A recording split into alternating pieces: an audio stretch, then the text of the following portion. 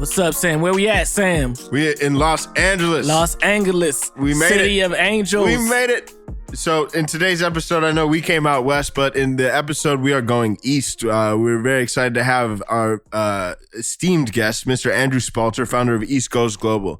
Andrew is truly an expert when it comes to helping different talent, whether it's entrepreneurs, musicians, actors, grow their presence and internationally with a focus on the Eastern market. So, for example, he helps DJ Snake, Will Smith, all of these different artists manage their different social profiles and help grow and acquire audiences in major Eastern markets, China, Japan, so on and so forth.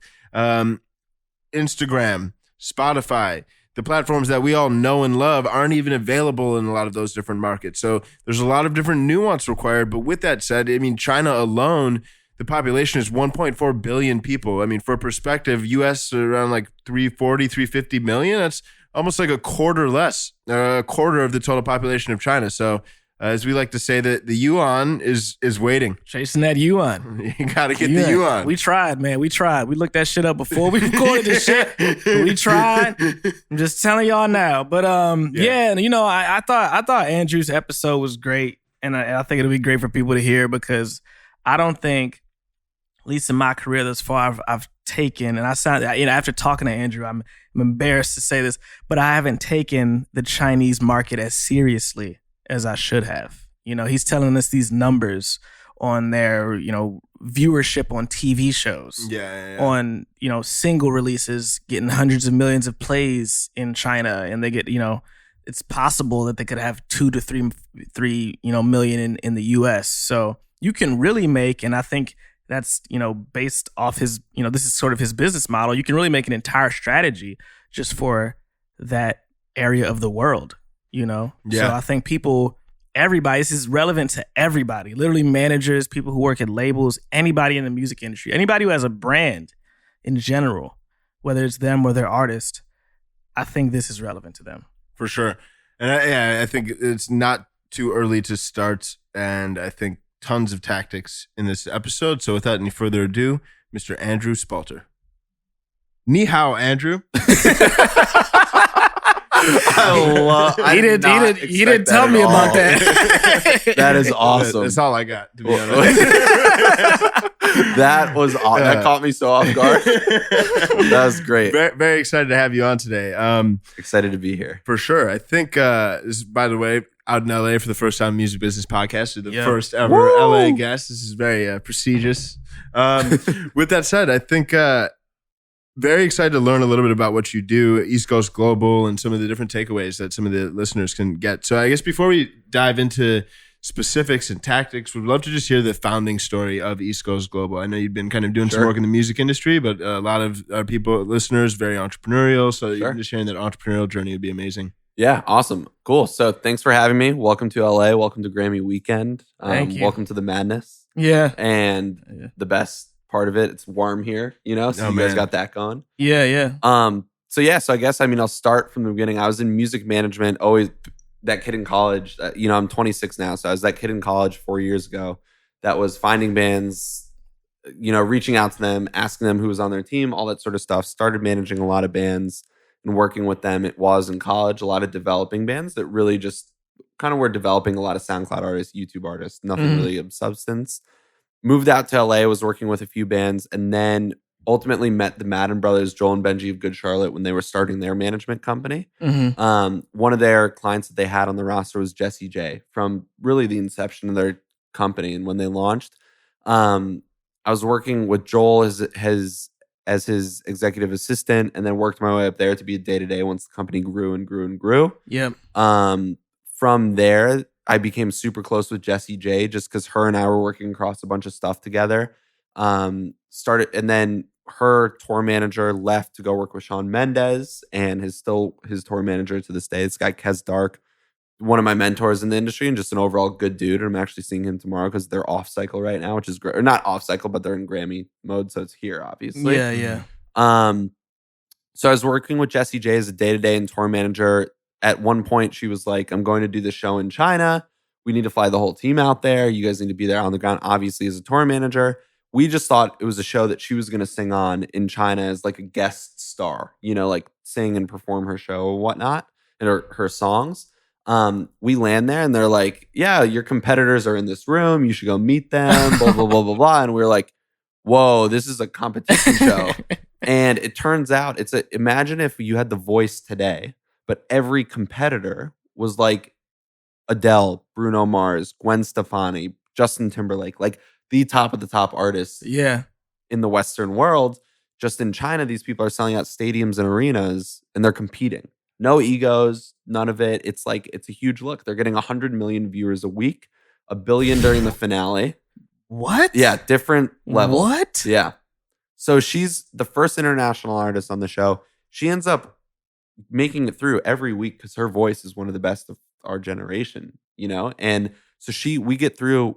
Wait, how many weeks? 4 months. It was 4 months. We were out there for 4 months. Did you know you were going to be out there for 4 months? No, we thought we were going to be there for a month and a half, do half the season, then, get out. But we didn't understand how the show went. And if you win, you keep going. And we started to learn very quickly, like what it took to be an artist in China and like what that entails and like how the artists that were performing, they'd be on the show Wednesday, Thursday, Friday, Saturday. They'd be selling out stadiums around China. Right. So in the meantime, what we did is instead of like, we're not playing shows, we don't know what's going on. So we're like flying to Shanghai, like going to Hong Kong, like taking trips all around. And we're really like, and me being on the ground there, I'm like, on the day-to-day here, I'm going to learn everything I can about the music industry. She signed to UMG Worldwide. At this time, 2 years ago, China was not really a big focus, And so I started to question a lot of things like, how do we capitalize on social media management? How do we capitalize on the DSPs that are out there and not available here? How do we really make this worth our while? And started to outsource and try to find teams that did what I do now, right? And we'll dive into that in a minute, I'm sure. But I couldn't find right ones. A lot of people they'd feed off of the lack of knowledge in the China space, right? And capitalize on that and go, pay us, we'll take care of it. But we'd be sitting back here being like, well, what are you doing? Right. Like, how do we know? I have no idea. Right. So came back into LA, had a lot of sleepless nights where I was like, I've always been entrepreneurial. I wanted to start something. Yeah. And I couldn't not do something in this space, helping out artists from the Western world develop and break in the Eastern world and actually understand it with their teams. And also help Chinese artists get out of China, not necessarily get out, but develop across the world. Right. How many Chinese artists can you guys name off the top of your heads? None. Not many. So is Roddy Rich Chinese? I'm kidding. Masego? No. I don't know. Shit. Yeah. So I mean, that was really the full encompassing story of like, I just saw a need in the market. I saw people that were doing it improperly and kind of not honestly. And that was a huge issue to me because of you guys have interviewed 40, you've had 40 podcasts and you probably know just about everyone in the industry. And you probably know that there's a lot of people that come and go, a lot of fakes, and not a lot of people who do the real good work. Right. And that was a big thing in that side of the world. So I was like, this has to stop. So now fast forward almost 2 years later, and I run a company now called East Coast Global that works with a majority of Western artists trying to develop in the China space through digital social media management, DSP management, marketing, playlisting, influencer campaigns, ad spend campaigns. And it's stretched from where originally it was just musicians to actors, actresses, influencers, models. I mean, you kind of name it. And now we're diving into sports in the next couple of weeks. So we're going to be working with a lot of NBA players that I can't announce yet, but it's a lot of like all-star A-list players that we're going to jump into. It's exciting. How often do you go to China now? Every 2 to 3 months. Every 2-3 months? For about like a week or two at a time to like Shanghai, Beijing, Shenzhen, Hong Kong. Right. Yeah. Right. So how do you, I assume what you do, a lot of it, you have to just be generally up on market shifts in China. Totally. So how do you keep yourself privy to those changes? It's a really good question. There's a lot that goes on, especially in the political landscape. Yeah. So like a lot of, like hip hop is frowned upon by the government, but beyond loved by the people of China. Right. Beyond. There was a show called Rap of China in 2017. The combined total viewership was 2.7 billion people. across 12 episodes in one season. What? Yeah. The scale is the scale is just crazy. I'm So like, bro, we got a break in China, yo. Music Business Podcast got to be in China. That's You the know what I'm thing. saying? A Like, lot of damn. people, I mean, a lot of Damn, yo. people, they clean up and they go over there, clean up, go get bags, come back. And a lot of people, a lot of artists that really can do better there than they do here. Right. You know? So it just depends. It really just depends. It's just reading literally CNN or NBC or like whatever and just seeing, okay, you know, the trade war, this is what's happening there and how it affects artists and actors and this. Really, it doesn't all too much because it just affects the products that are made. Right. You know? Like physically manufactured. Physically manufactured. Yeah. And ultimately just being very aware of if you're working with an artist that's smoking a lot of weed and stuff, like we're not posting that on their social media channels. It's it's a huge no-no. Right. Super frowned upon. Nudity, all that sort of stuff. Like we just kind of stay away from it, but still, you know, work around the voice that an artist has and still develop that in the market. Right. Right. Yeah. Why do you think there is such a big cultural divide when it comes to, I mean, the fact that Jordan and I, who spend so like our time living and breathing music, can't name one Chinese artist? I think it's because it's a country that's been relatively not necessarily closed off, but in a sense kind of closed off where it's like you have to have a very explicit visa that says I can tour here. I can go literally be a tourist here. Right. You know, I could do business here. And it's been like that for decades, for as long as people have gone in and out. Right. And also it's just different. It's like though, you know, people in China, they come here and they think, oh my God, like why can you do this and why can't you do this and why is this the norm? Y'all are posting this? What? It's the same. It's the same concept, Right. You know, but just flipped. So that's why I think music is just as ahead of its time as it is behind of its time. There, producers are the same. You know, artists are the same, and it's there's not a lot of development that I've seen, real development, where it's like, we're going to be playing, you know, 100 nights, driving in a van across the country. Right. Over there, you tend to see a lot of the people that break out are the ones that were on a TV show super early on. Right. Just because per capita, whether, you know, The Voice, you're getting a few million viewers a night. There, you're getting 100 million viewers. Right. You know? So overnight, it's very easy to build a good fan base when you're on TV, when you're promoted properly, when you have a collaboration with the top artist, and it's a lot of like pay for play stuff out there. Really? Right. Yeah. Interesting. Yeah. Very interesting.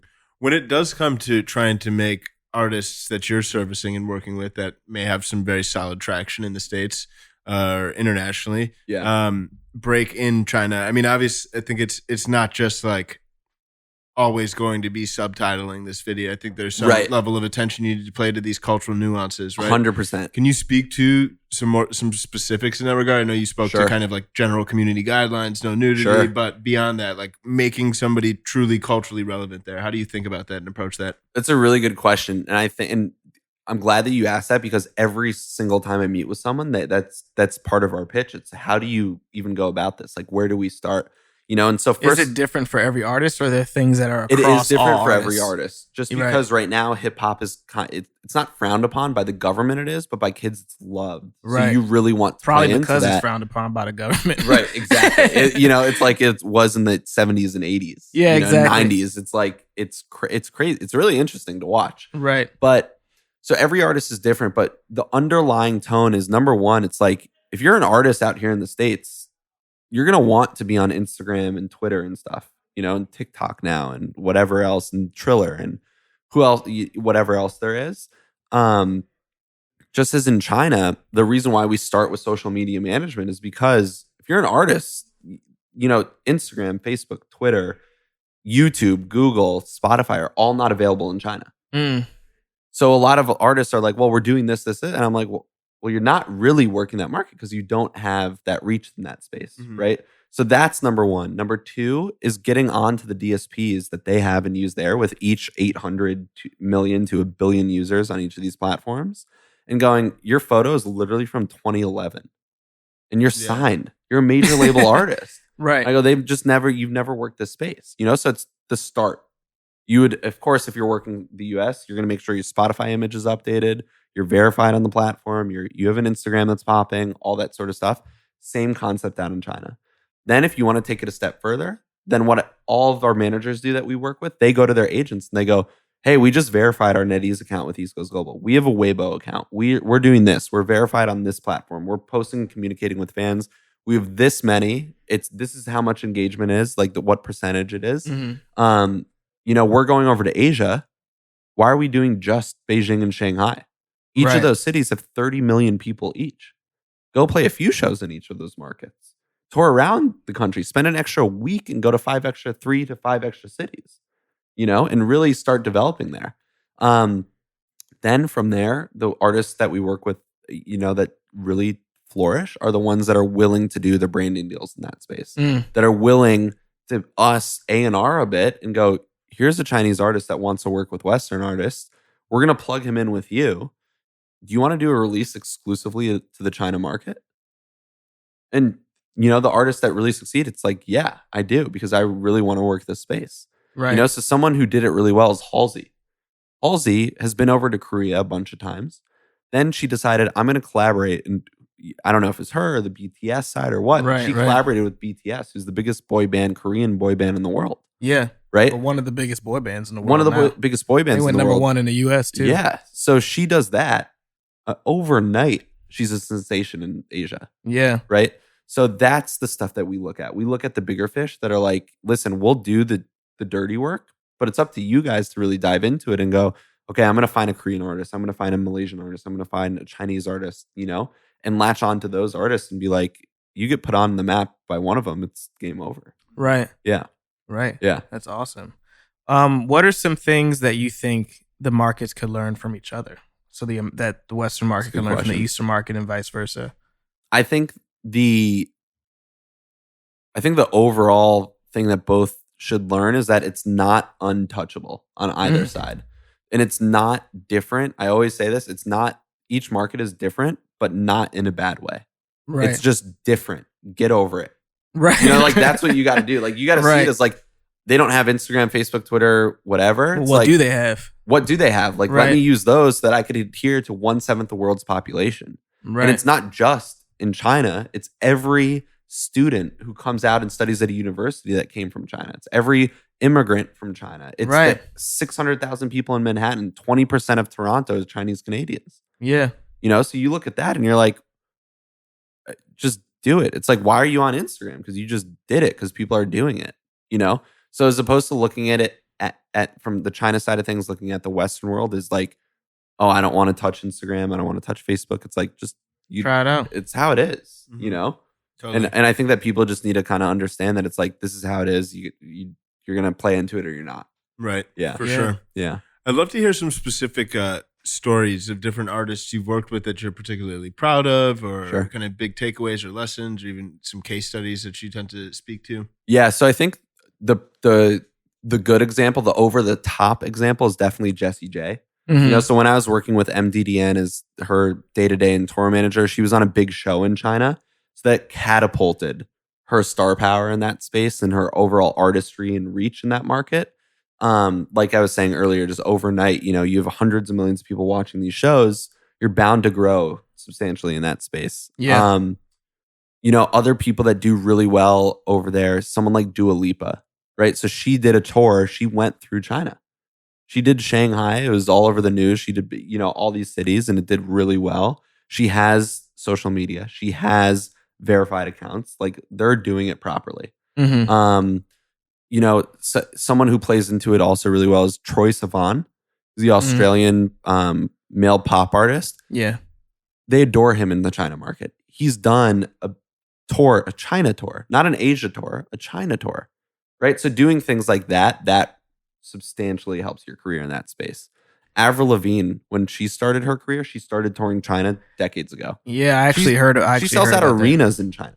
That's wild. Yeah. Lauv also does a really good job over there too. Lauv also does a really good job. Yeah. So he's huge over there. Huge. And I shouldn't say they, but the China market tends to like these male pop, bedroom pop-esque types of artists. Yeah. And like Troye Sivan, Lauv, Laney, they love that type. Right. Alec Benjamin.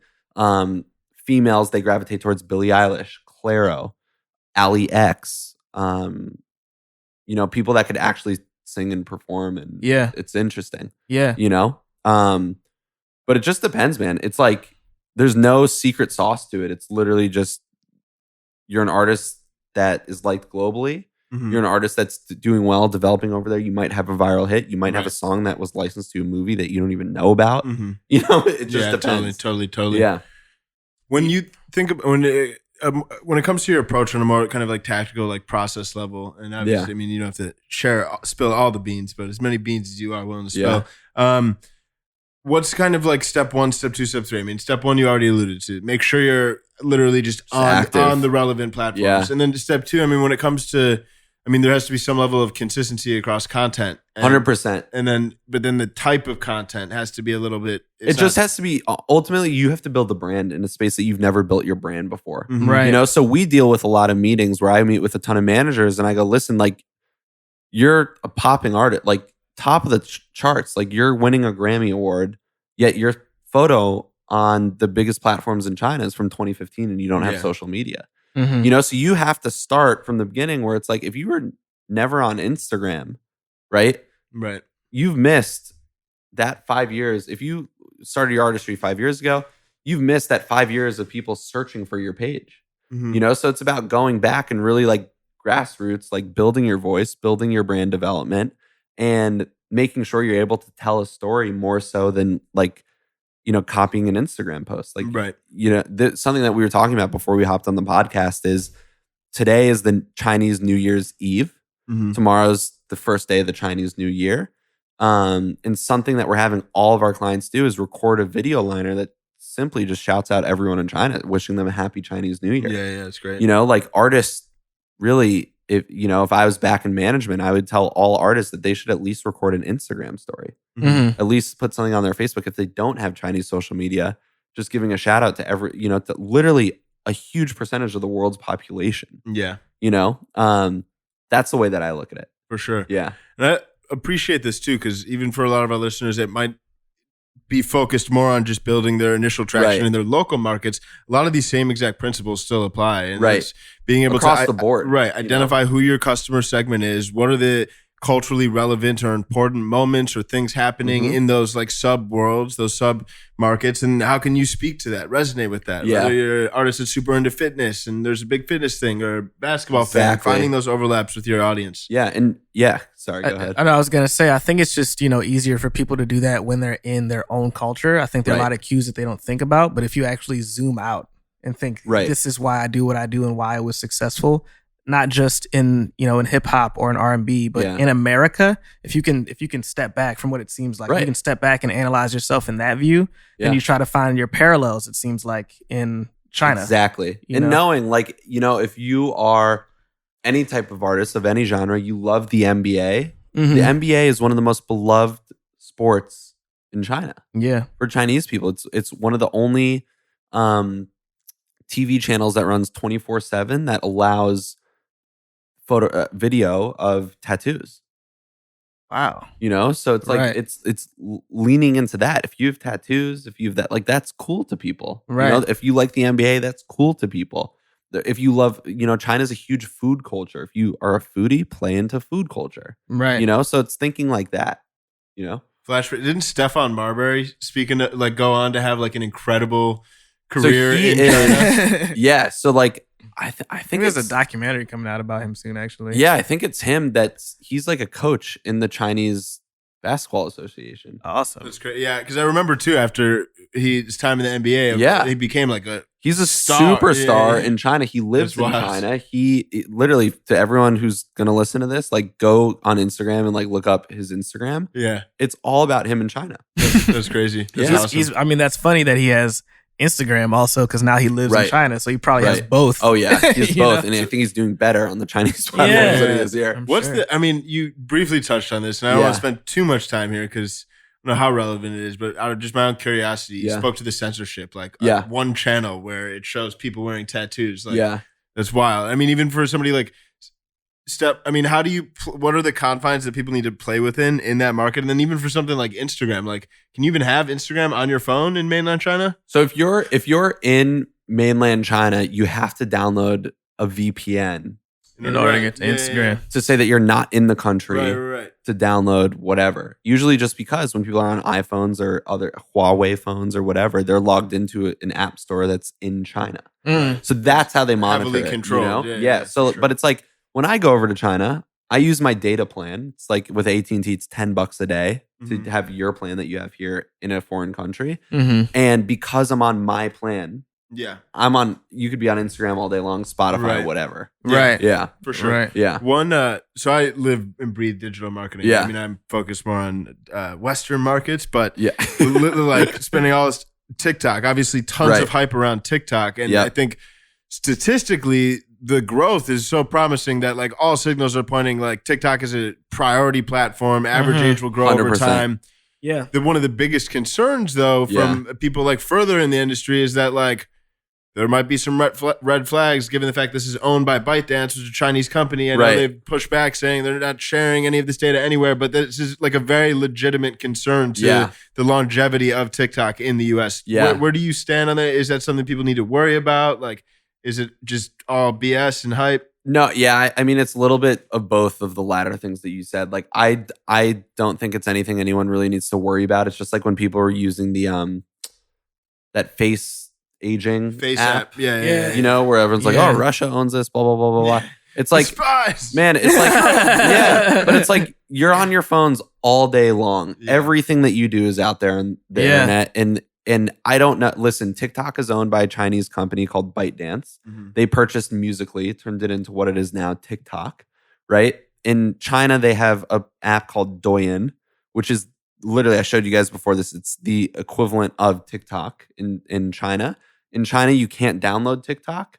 And outside of China, you can't download Douyin, right? But it's the number one social app in China right now is Douyin. And obviously the number one here is TikTok, right? Yeah. They're two of the same platforms. It's wildly used. But what's interesting is that while UMG and all the major labels have licensed their music and catalogs to TikTok, they have not to Douyin.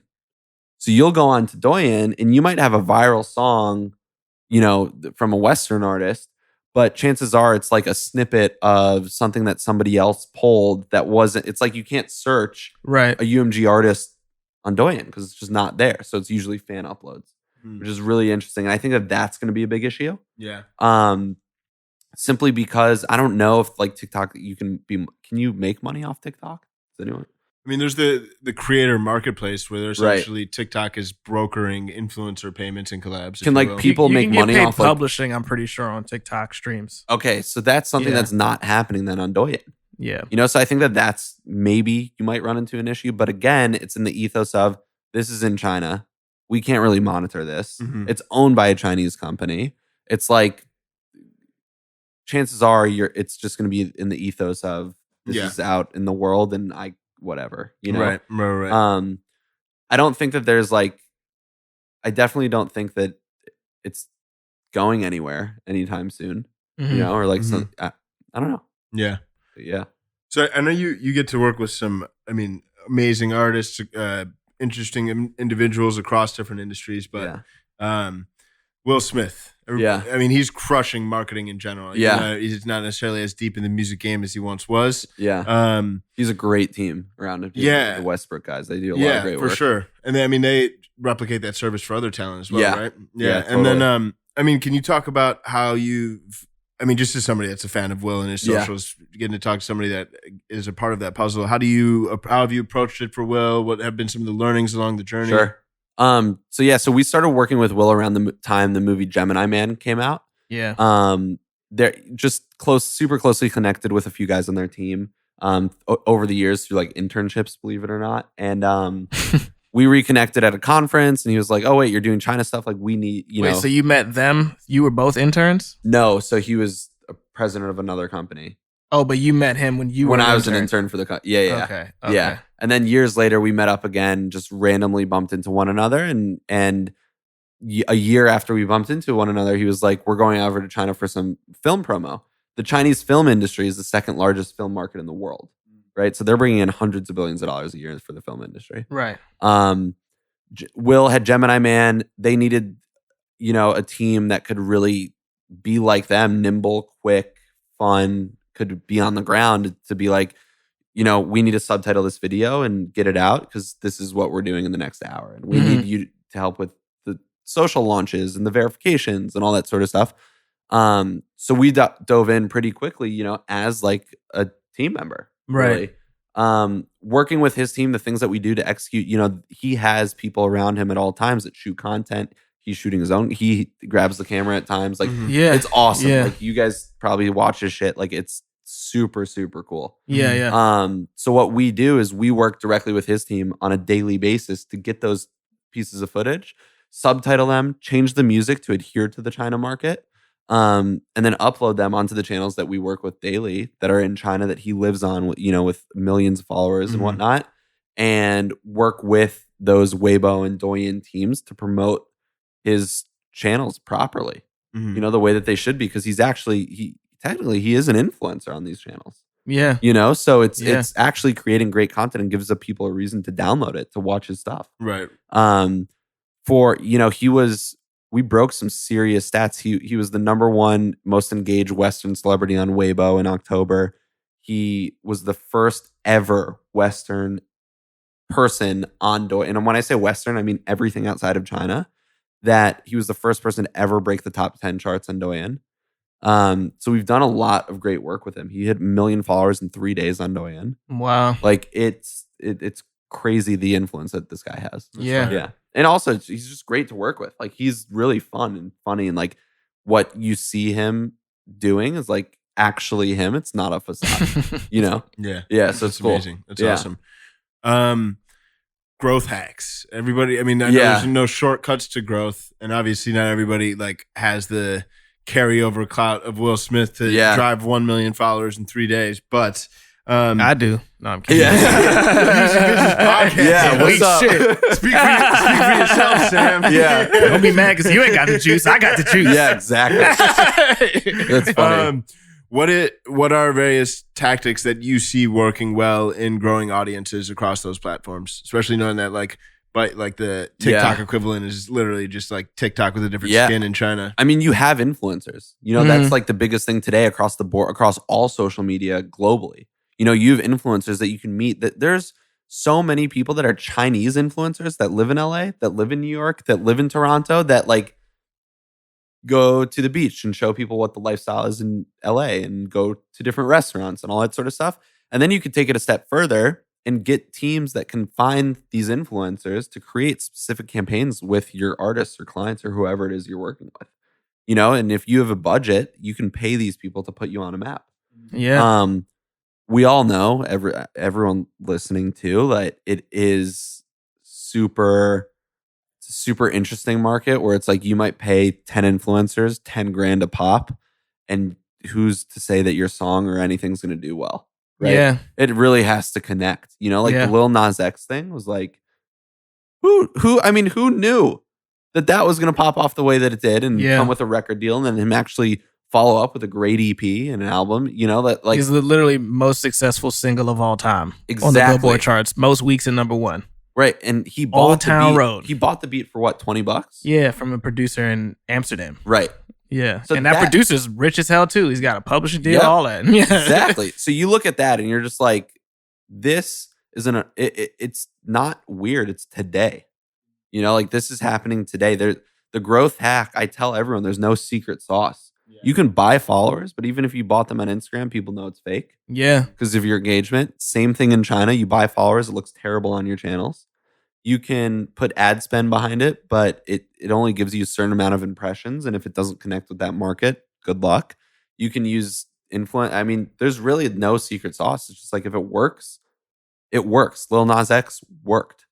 There's like, I wish there were growth hacks because that would make my job a lot easier. Oh, for sure. Definitely. Yeah. Everybody wants a shortcut. Yeah. I'll always ask because sometimes I mean, even on like Instagram, every now and then there are little like growth hacks, Right. or like API holes, like this automated Instagram story views was a thing for a couple months, where like you could literally view 10,000 plus stories in a day, and people would just see you on their story, and click scroll. And then, but you'd see a noticeable spike in like follower growth. Yeah. So it's but then Instagram starts to like crack down. I mean, I think it's just like going back to basics. Like when we geotag stuff, that definitely gains more viewers than anything that we wouldn't geotag, simply because people are looking at Beijing or Shanghai or whatever it is, you know?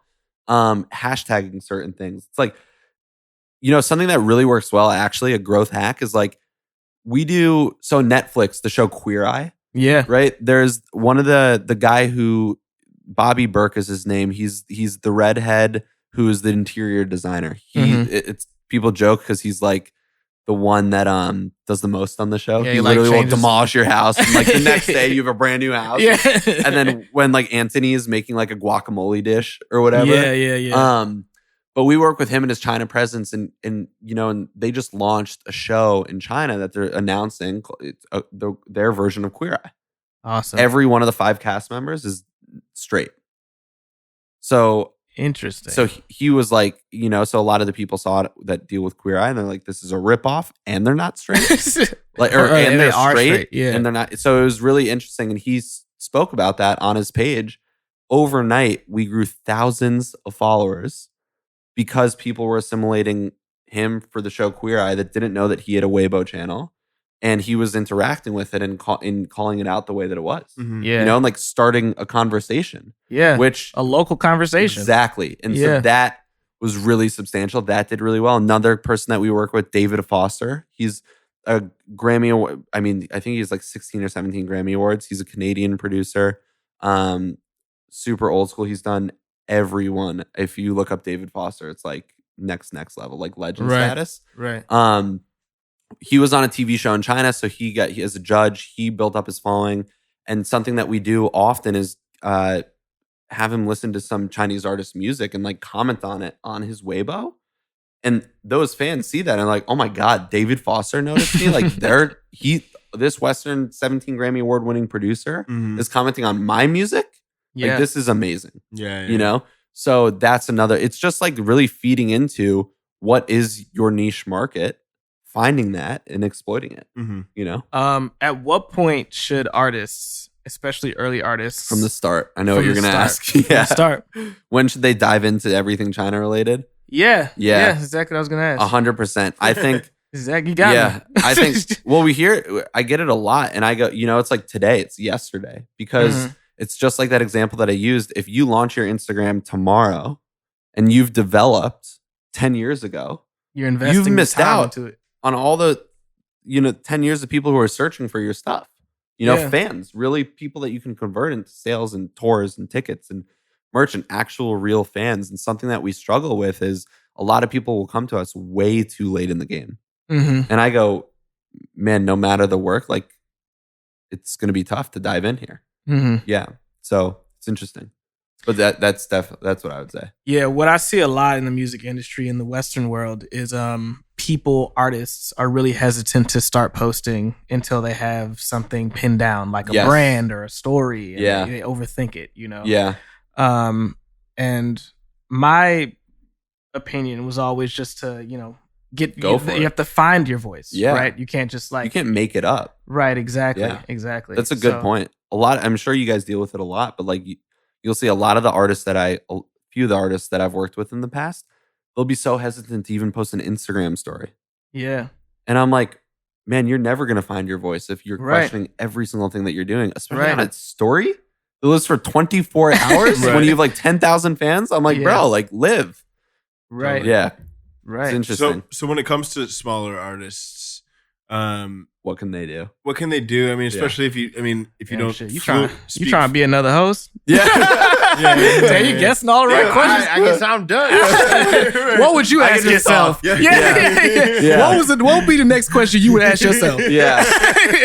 No, but these are all super good questions. And the reason I've been doing this now for 2.5 years. Yeah. My business has been open for 2 years. Like this, you guys are asking the good questions. And And I think that what they can do is, number one, go onto Weibo, Weibo, and just look at that platform.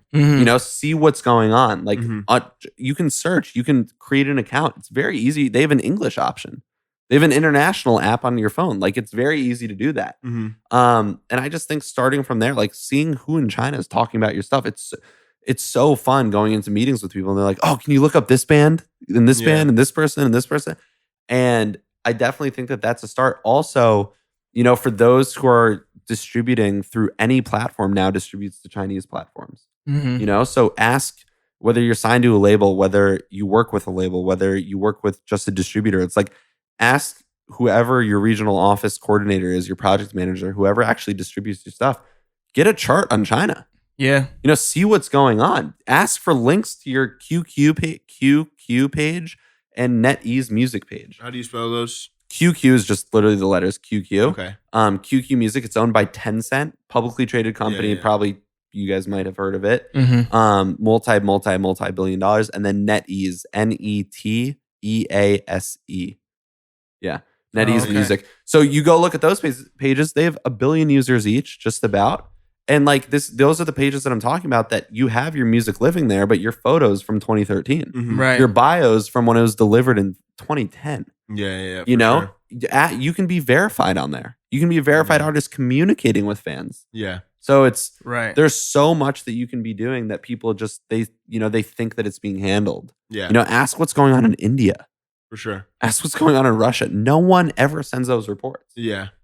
So for the people that do download Weibo, do you warn against, like, do not just post the same thing you post on Instagram on that platform? No, you should absolutely do that, because that's the easy end. At first, I think the first post should always be, hey, I'm this artist, I'm this brand, I'm this, and this is my official channel. So that people know that, like, that's where your post is living. It should be a selfie video or something. Something. We always encourage all of our clients to give us a selfie video. Yeah. To make it real and personal. But I think that, like, mapping over what you post on Instagram, feed into China's a huge, like I said, NBA, food culture. If you love food, if you love the NBA, feed into that a bit more. Right. Almost every player in the NBA has a Weibo account. Almost everyone. It's like, follow them, interact with them, whatever. And just post frequently. Yeah. For sure. It's not like people want there's 1 billion people there. Yeah. Totally. Yeah. Somebody gonna be online. Someone's gonna see your stuff. Someone's gonna want to see your stuff. Right. And then and then the language barrier is interesting for me to think. Totally. But here you are. You don't speak any Chinese, right? Right. But I have a hack where my employees do. Okay. So nice. my whole team is Chinese. Okay. Oh, that's and they cool. all live here, which is nice. And then I also have people on the ground in Shanghai that jump into things when we need it. That's that are awesome. also Chinese, of course. Yeah.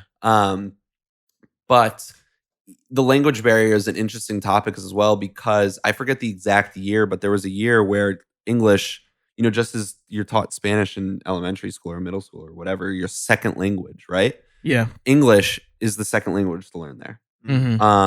So it's taught super early on. A lot of people learn it. And a lot of people obviously live outside of China. Yeah. That are Chinese that still use the platforms. Yeah. Right. So it's not like if you can't speak Chinese, it's the end of the world, But then if you want to take it a step further, bring on a Chinese intern, bring on someone that's in the music industry that is Chinese. Like, really dive into it if you want to. Yeah. That's the next level, Yeah, that's the next level. Imagine Will Smith saying a message in Mandarin. Well, that's what he does. He does. Yeah. So we'll say, there you go. Yeah. Will so Smith. we have our team, like when we're on the ground in Shanghai, we're standing there saying, this is how you pronounce it. And he goes over it. At the fifth time, he nails it.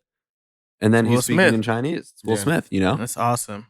It's interesting because I used to work with Gary Vaynerchuk, Gary V. Yeah, of course. It's And amazing. Yeah, and he definitely has somebody on his team that's dedicated to like China. Yeah. There's another person that helps with all his like Middle Eastern press and awareness, and has Smart. different dedicated social accounts. You're a global artist, man. Yeah. It's time. Yeah, for sure. If you have the funds, if you have the funds to hire someone full time, it's a different story. Totally. It's a different ballgame. Yeah, And it's just as easy as reaching out to your local school, whatever college it is. Yeah. They're entertainment, marketing, digital media program or whatever, and just asking to be connected to whoever runs it. So you can ask if they have any international Chinese students that are looking to get into that. Yeah. Overnight, you have a Chinese intern. That's amazing. Right. Japanese intern. Yeah. You have a this, and Knox might be on the that's right. Maybe. My company. Maybe. What sonically, trend wise, not even trend wise, but just adoption, consumption. Like, do you see? I mean, it is if all an artist, over the place. if an artist is doing well in the American market, does that generally a positive signal that they'll do well there? Yeah, but it's definitely interesting though, because it leads one or two ways, right? Yeah. So like, we have an artist, this one kid that I was working with, Nick Lopez. He has a few million, singer-songwriter in LA, like super nice kid, has been in the scene for a minute. He has a few million streams on his own music on Spotify. In China, he's hundreds of millions because one of his songs went viral. Hundreds of millions of streams, right? That fire. Yeah. Then you have someone who, we just started working with. Very fire. Yeah, very Jordan fire. Single's about to take off in China. Yeah.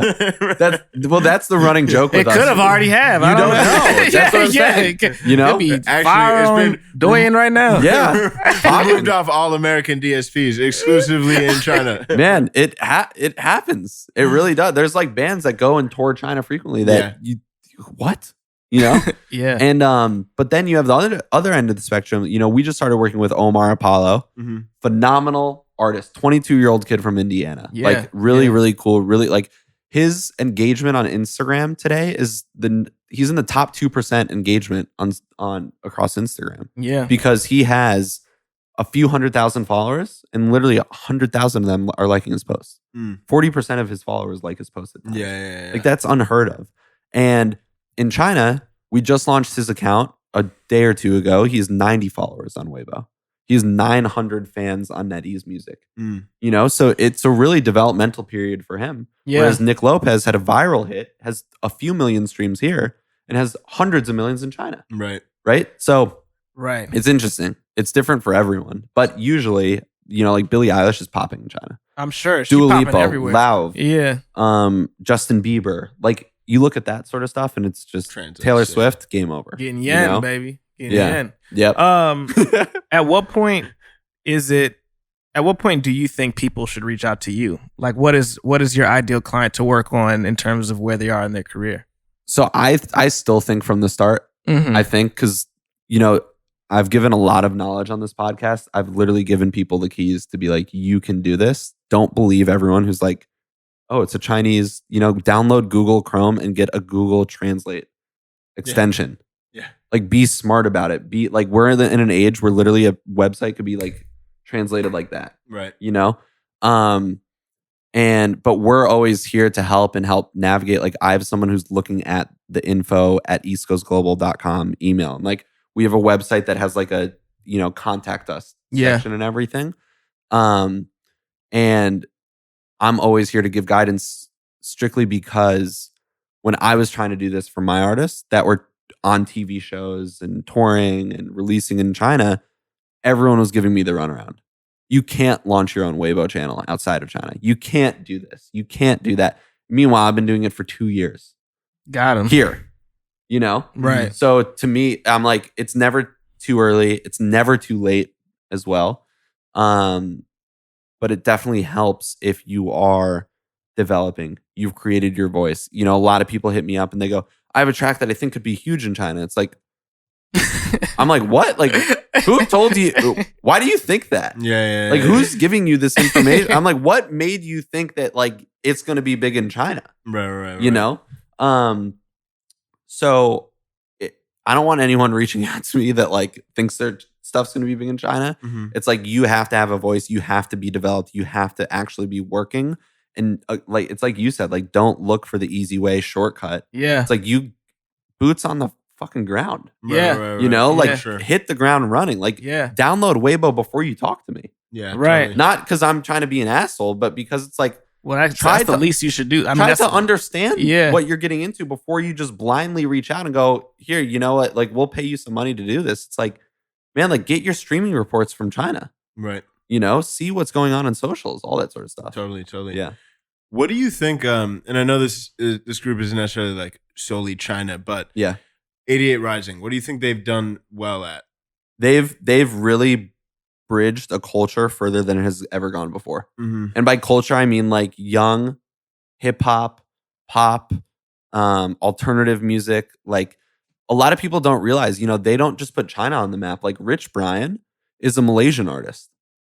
Right. Joji is from the States. Like, the Higher Brothers are from China. They have a ton of other artists that are really doing substantially like very great stuff. And they're Korean and they're Malaysian and they're Taiwanese and they're this and they're that. What do you think has enabled that success? Definitely, how it's like, like Omar Apollo started popping off on SoundCloud. Bieber started popping off on YouTube, right? 88 Rising, definitely. I think personally, I can't speak from real experience, but like I think that they had their moment on YouTube when they had artists popping art. They had GoldLink. Yeah. They had Flatbush Zombies. They had Tory Lanez. They had a few other like really prominent actors, but each in their own lanes. Like New York, you have LA, you had Chicago, you had all these other places. Mm-hmm. Watch a Rich Brian video when he used to be Rich Chigga, mm-hmm. and they were like rappers react to Rich Brian. And you watch that, and now New York knows about him because this person was in it. LA knows about him because this rapper is in it. Chicago knows about him because that rapper's in it. And overnight, they built this channel where it was like all these Asian artists they were hosting on their YouTube channel. It was almost like a multi-channel network. Right. So it was like Rich Brian's videos were there. Dumbfounded's videos were there. Keith Ape's videos were there. All these people that were like, Keith Ape was big in Korea. Rich Brian was big in Malaysian. Eventually crossed over. And so they were that platform for Asia, Totally. And then you had people like Far East Movement, Chinese. Mm-hmm. Yeah. You have the Jabberwockies, who a lot of those guys are Asian. So it just hit at the very right time.